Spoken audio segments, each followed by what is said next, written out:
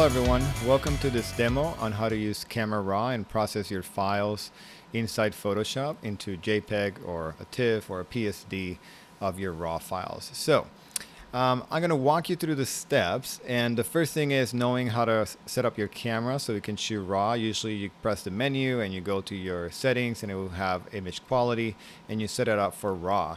And most people answer, what is RAW? So basically the RAW is the raw data, hence the name, of the camera when you take a picture. Usually you will see a JPEG file if you don't have it on RAW, and that's actually a compressed file from the camera that transforms the image into a JPEG file. So it's a compressed format. Now the RAW file is basically the raw data, and photographers that are professional and are really serious about photography, when they shoot, they basically set up their format to be on RAW because they have the capability of editing their picture or deciding how that compression is going to happen.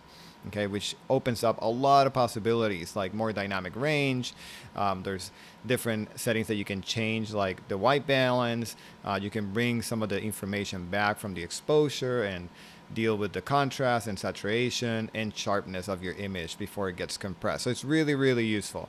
So from now on, I hope that all of you start shooting RAW. I'm going to walk you through the steps of how to process your RAW files and also how they look when you download it to your computer. So when you download a RAW file, this is basically an image from Finder. You'll see that they have the extension of CR2 at the end. I put a JPEG here so you can see the difference. This is usually how you see it when you get a camera and you start shooting. Usually they're JPEGs. But the RAW format for a Canon is CR2, for a Nikon is NEF, and that varies by brand. But usually when you set up your format and image quality to RAW, basically depending on the brand, it might be a different extension at the end. For Canon is CR2, so those are the ones that we're going to be working on. I just put some files here, and I want to point out what the metadata is, because when you download your pictures, they're going to be files, right, like these. Once you start editing in Camera Raw, you're going to have a file created with the same naming convention as your original one. That is going to be your metadata. Okay, so what that does is basically all the changes that you apply to your picture will be in this file right here. So your original doesn't really get touched. Okay, it's almost like you're in the darkroom and it's your negative. Okay. So you basically can do multiple prints of the same negative, but with different exposures. You can change, you can crop it differently, but you always have the original negative. So when you have a RAW file, it works in the same way. This is your original image. It will never really change. Even if you adjust the settings in Camera Raw, basically those settings are saved in a different file right here that gets applied to that image when you compress it, okay?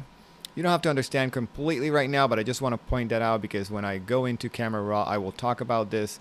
And one thing that is really important, once you start editing your picture, you do not want to delete this file or move this file to a different folder without bringing this one. If you do that, basically the settings are not going to be open. When you click this one to open it in Camera Raw, the settings are going to be gone, and basically it's going to go back to 0, which it might be fine. Maybe that's what you want to do if you don't care about like the settings that you did. But if you do want to save the settings when you edit your pictures, you want to bring this file with this one and have it in the same folder all the time. Okay. So that's a very important step. So now you ask her, okay, so I download the pictures, I have them in a folder. This is a folder where I have the pictures that I took.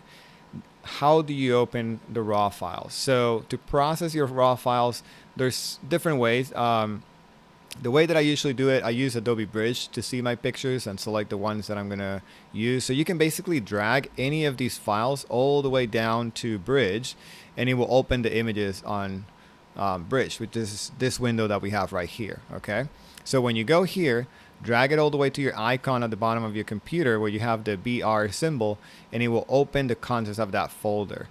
I want to point out that when you are doing that, you're not opening the files. It's like a viewer. It's like this window. That's what Adobe Bridge is. It's just a window that you can look at your folders and your contents in your computer. The reason why it's useful is because you can basically see all the pictures and thumbnails. There's renaming advantages that you can do here. You can basically put ratings like stars and things like that. So it becomes really powerful in comparison to what your normal like preview here is of looking at your pictures through your software. Okay. So again, you can do that, or you can right click on top of it and you can say open with and find bridge, and it will open the picture. So that's where I'm at right now here in the background. Okay, so this is Adobe Bridge, and I have my raw files right here, and you can see that there's no icon or anything weird or anything like that, and I'm going to show you how that's going to change in a little bit. So to open them, it will be similar than opening an image into Photoshop. You can either select one and double click it, or you can select all of them and then double click it, and it will open in Camera Raw automatically, because Adobe Bridge is going to recognize that this is a CR2, it's a raw file, so it won't open inside Photoshop. It will open in Camera Raw, which is a software that comes with Photoshop. Okay, so I'm going to show you what I'm going to do. I'm going to click on that one and then hold shift and then click on the last one, so they're all selected. I'm actually going to unselect the folder of metadata because I don't need that, by pressing command and then clicking on it. Now that I have all my pictures selected, I can just double click on any of them, and automatically Photoshop is going to open in this Camera Raw software. So here is Camera Raw. Okay, so this is where you're going to basically process your raw files into JPEGs, or you can open them directly into Photoshop. Okay, so I'm going to walk you through the steps and the different panels and areas that you have. The one on the left is the film strip, where you have basically your pictures and thumbnails, and you can click and go through them so you can see them. Okay, so that's basically that film strip right here. Okay, on the top you have basically some tools, and I'm going to go over some of them, not all of them, but you have some tools there. And then on the right side you have basically the panel that you're going to have the adjustments for exposure, contrast. You have also sharpening panels. So all these right here, these icons, are different panels that have different options. So Camera Raw can be really powerful if you use this correctly.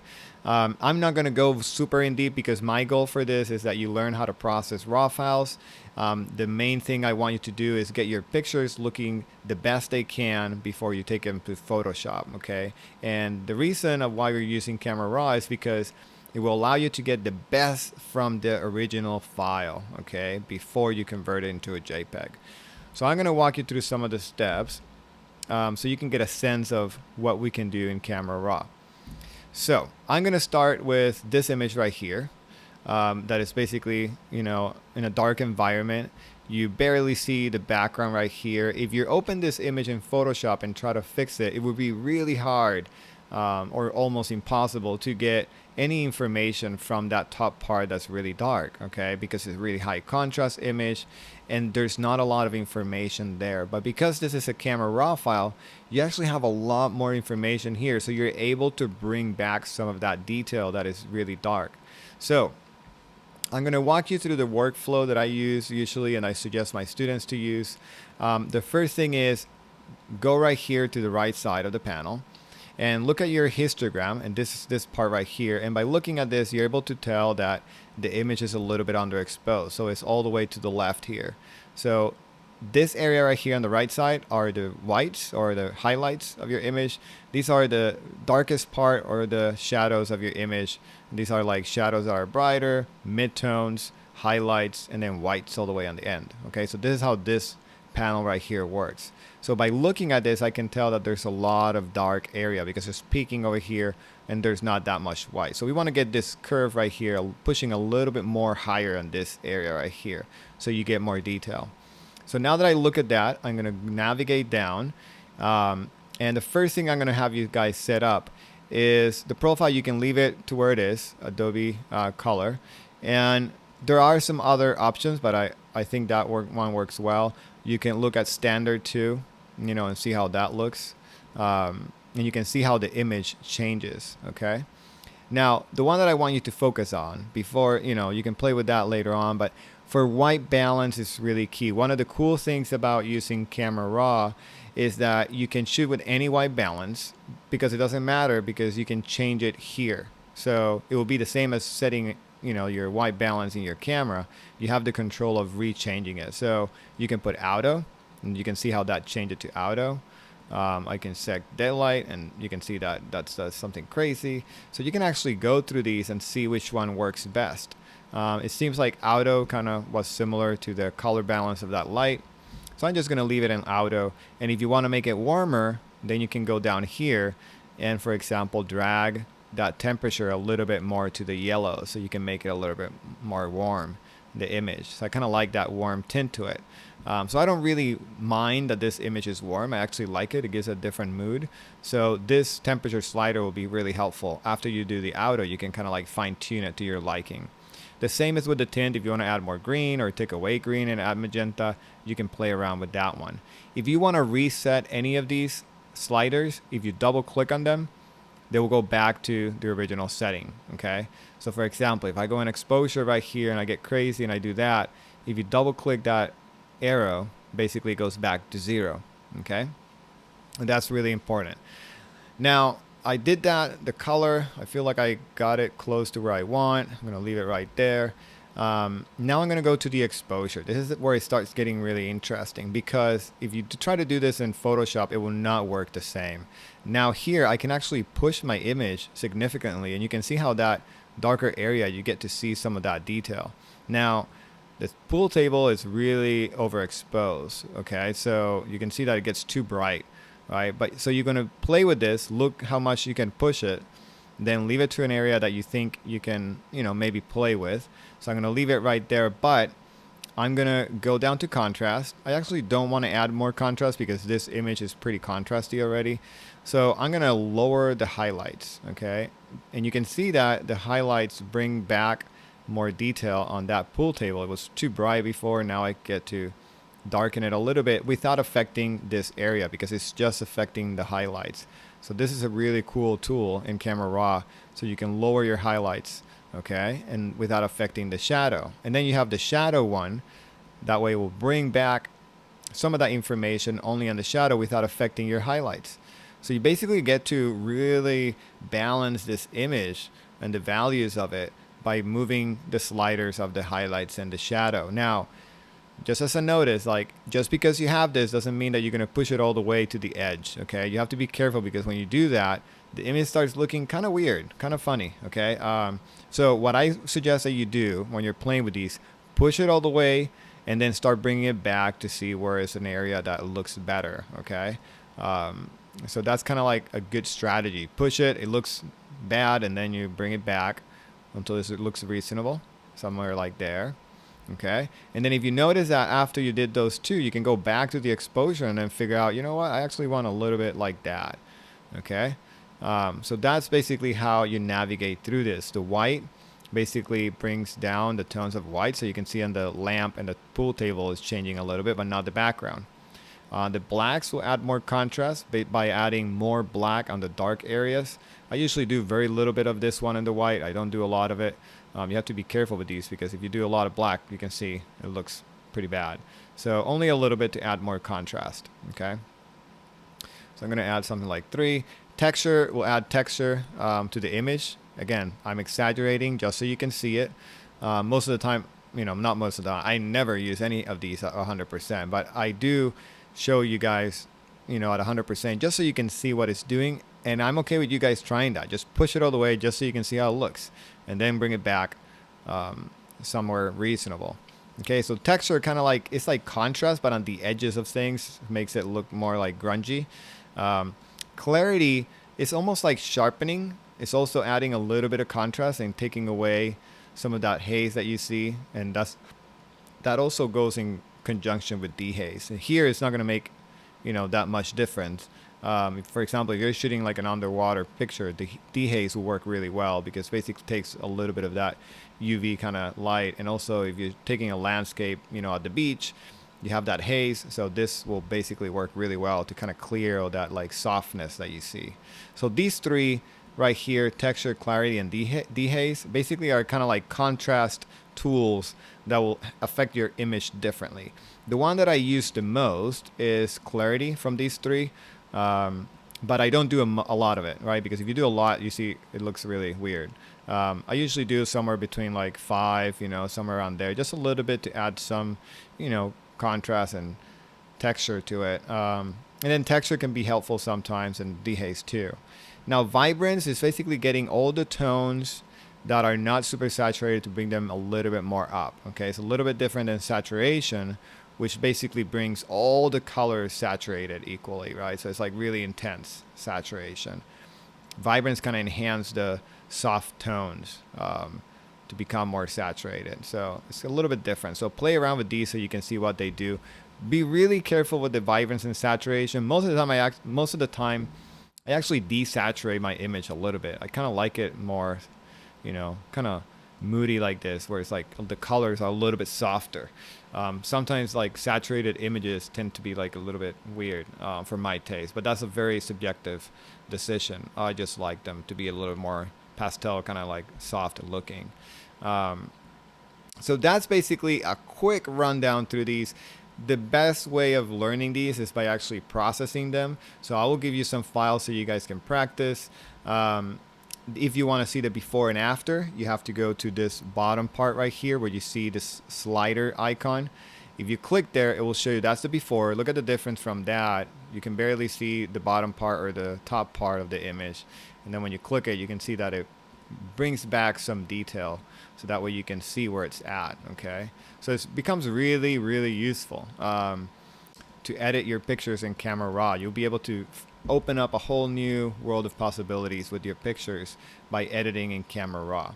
Now, the next one is this. Basically, this one is very similar to what we were doing with the highlights, darks, and shadows. Here is just basically broken apart a little bit nicer. And then this one is the other one that I want to show you, because it's really good to get in the habit of sharpening your pictures before you transform them into JPEG. Now, you don't want to over sharpen, okay? The amount is very key. I usually recommend don't go higher than 100. So I'm usually somewhere between like 50 and 90, somewhere in there, depending on the picture. So you have to look at it and then see how much you want. Once you notice how much you want, there is one slider. You can leave the radius and the detail where it is. The radius affects like the bigger the megapixels in your camera, like the more radius you might need. Most of the time I find that 1 is plenty and I just leave it there. The detail too, if you want to keep more detail or not have it influence the entire picture, I find that 25 is fine, the basic. The one that I definitely move is masking. Okay, masking, basically what it does is it tells the software where that sharpening is going to be applied, because you don't want to apply that sharpening to your overall image. Okay, so what you do is you're going to hold Option down, you press on masking, and then you slide it to the right. Okay, what you see white is basically what's going to be sharpened.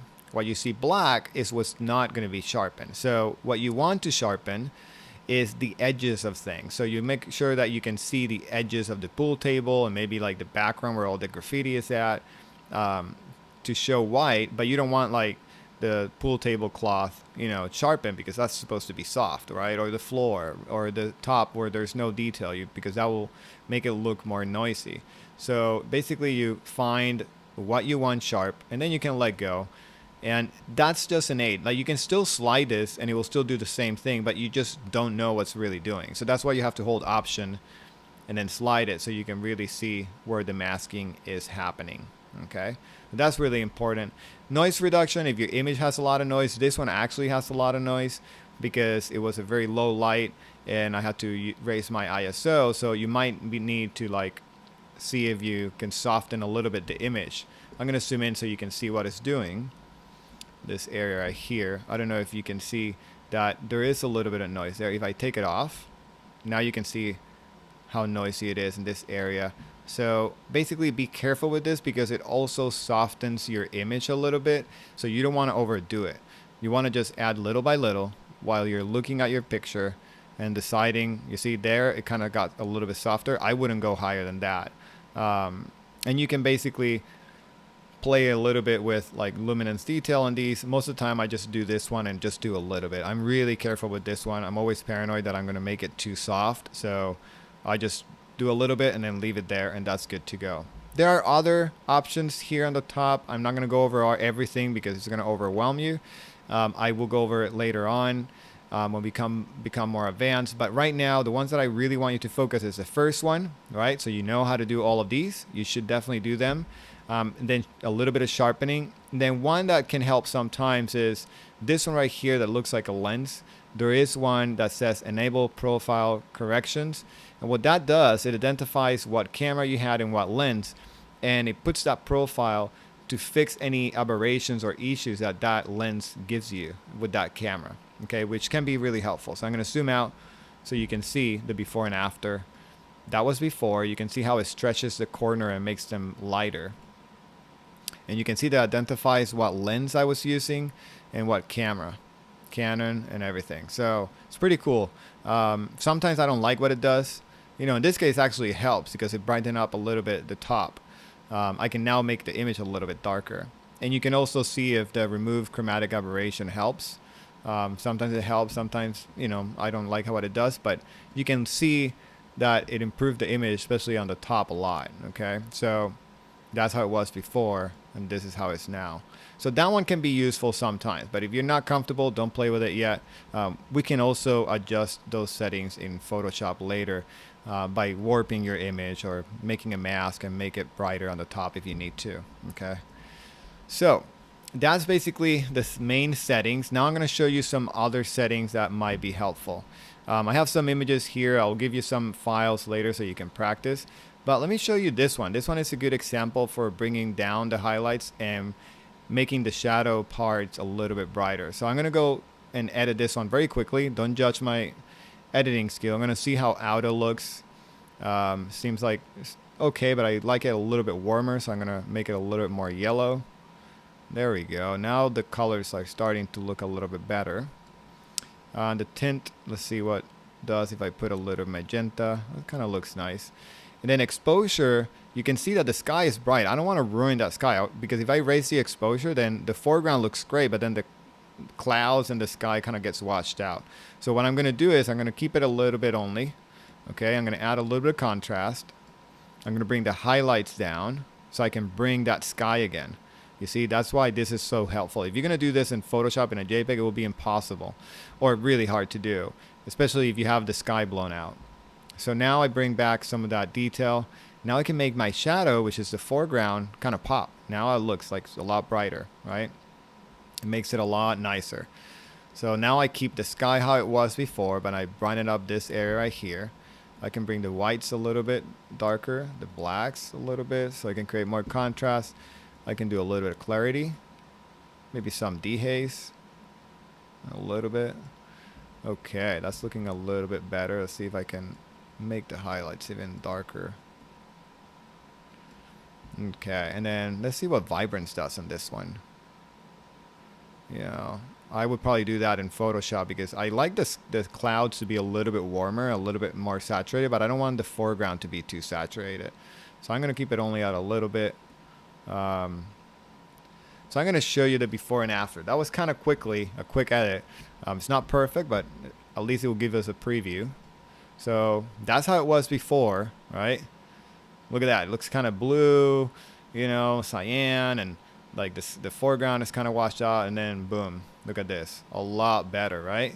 So that's what I want you guys to do from now on. When you bring your pictures to Photoshop, you always are going to process them to RAW so you can get the best information possible, because if you start with a great image at the beginning, when you start editing in Photoshop, it will make your life better. You don't want to be trying to fix everything in Photoshop. It's great when you start with a good picture from the beginning. So that's what we're looking for here, to start with a good image in Photoshop.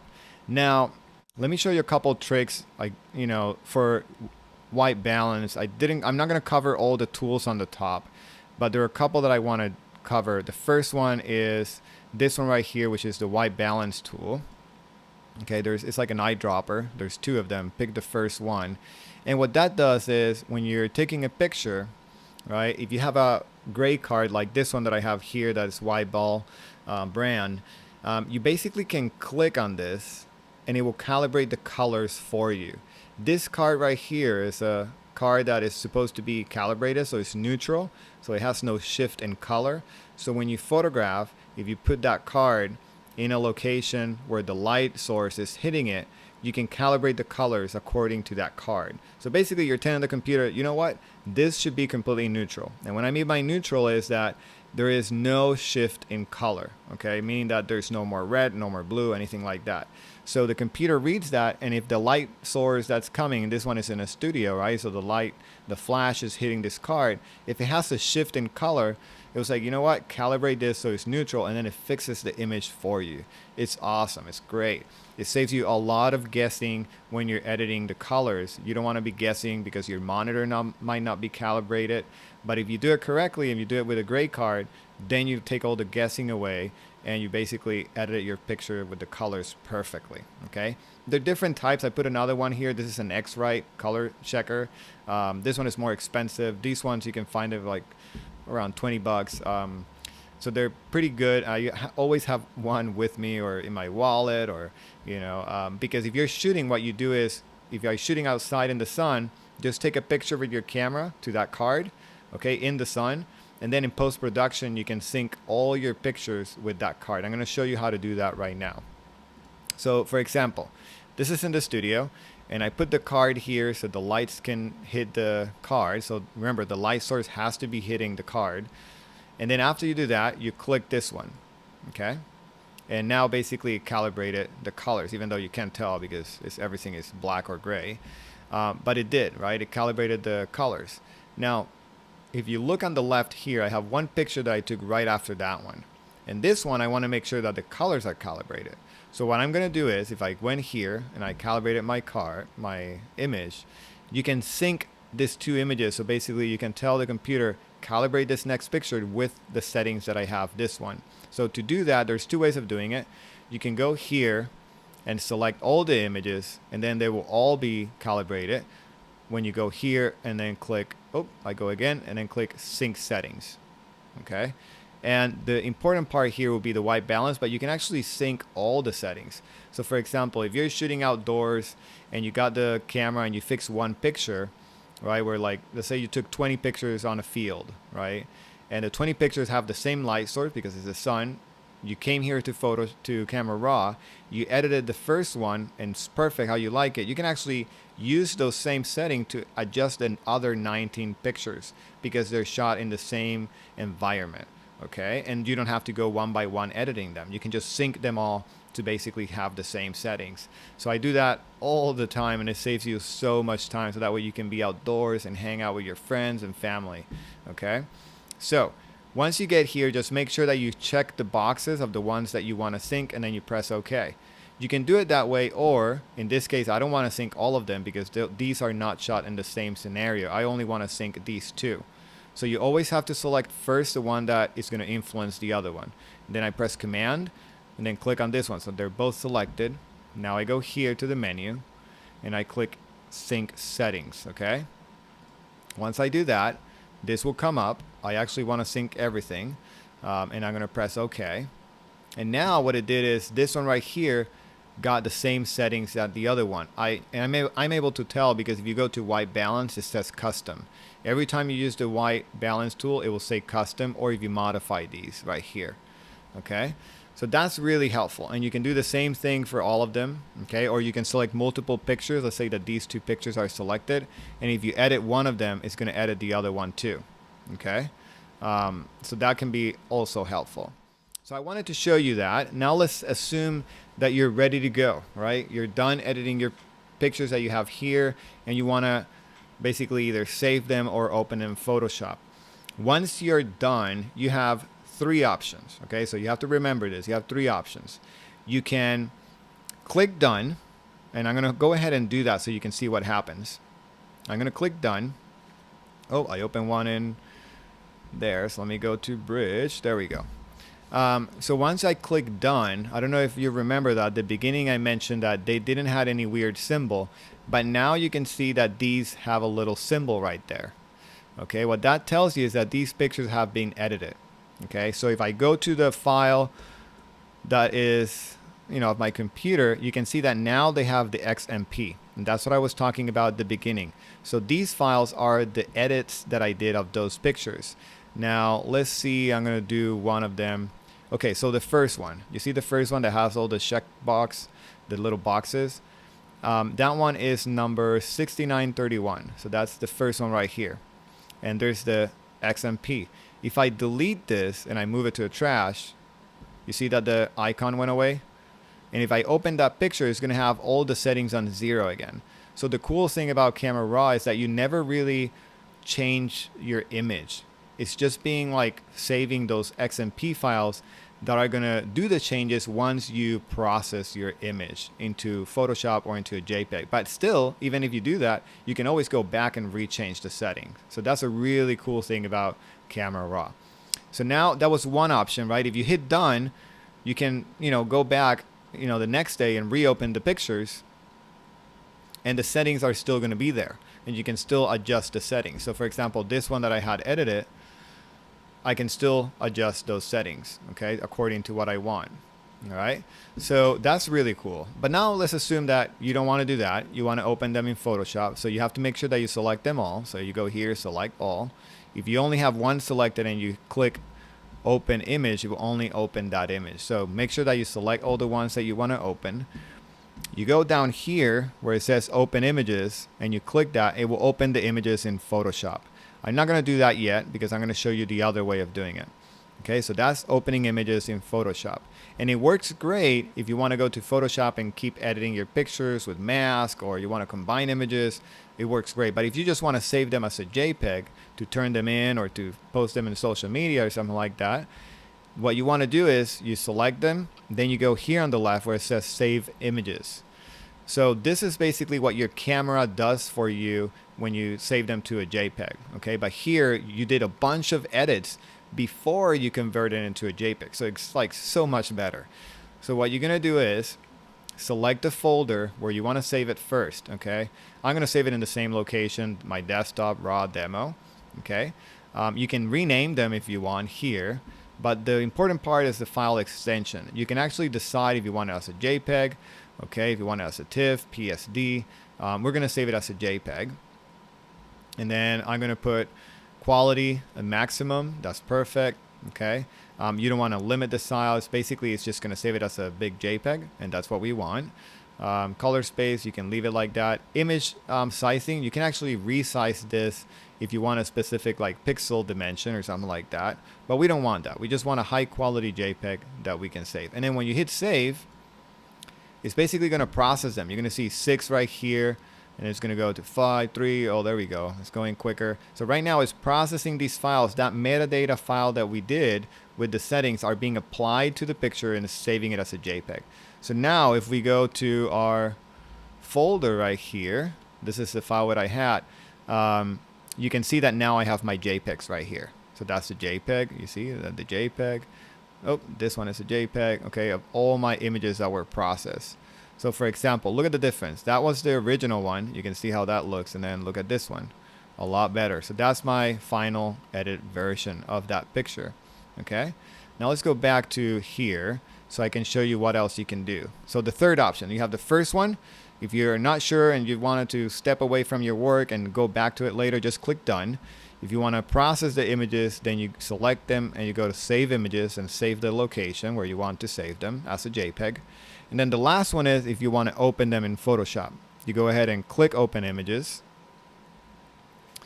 And boom, here you go. It's going to start opening them in different tabs right here on the top. Okay, so now I have all the pictures that I had over there, but on tabs are individually. That's why I don't recommend this one if you only like are processing a bunch of pictures, because you're going to end up with a bunch of tabs here. Okay, so just be careful what you want to do with these. And if you do this, it did not save the pictures. You then have to go from here, file, save as, and save it. Okay, so you're not really done yet. If you're going to save your picture, you have to actually go here one by one and save it. Okay, so that's really important that you know that difference. So I'm going to go again to Camera Raw because I want to show you one last thing. Oh, but I don't have a good picture for that. Let's try this one. One thing you can do, I'm going to open it with, let's see if I can, well, that would not work. So let me go back to Bridge. I'm going to open these again. because I want to show you one tool here that I find that is super helpful, and it's the straightening tool to straighten your horizon. So let's assume that this picture right here, I need to make sure that these cans are aligned. All right, you can go here and click on this one that looks, I don't know, like a ruler, like a little bubble on the level. And what you do is you click across the line. So I'm going to show you. You basically click and hold it down, hold your mouse, and you have to drag it out. You can't let go. You can't let go. And once you get to the end, you have to go across that line. Right? You don't do that. You basically drag it across the line. Once you get to the end, then you let go. What that will do is will identify like, oh, that is the line that you want straight. You know what? It's Cricut. So it's going to actually straighten it up for you. The only thing you have to do is double click and basically it will be straight. You can use it also for verticals, like if you're shooting a building, you can actually go click and drag it across the edge, and that will also work. Okay, so you can do it in either way, horizontal or vertical.